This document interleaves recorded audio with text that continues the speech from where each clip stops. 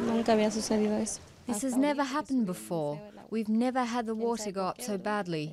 Who knows why, right? But look, until now it's up to here, and let's hope it doesn't go any higher, because otherwise we'll have to sleep with water around us.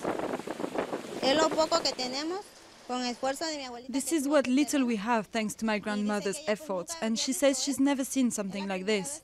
It's the first time she has seen this very critical situation.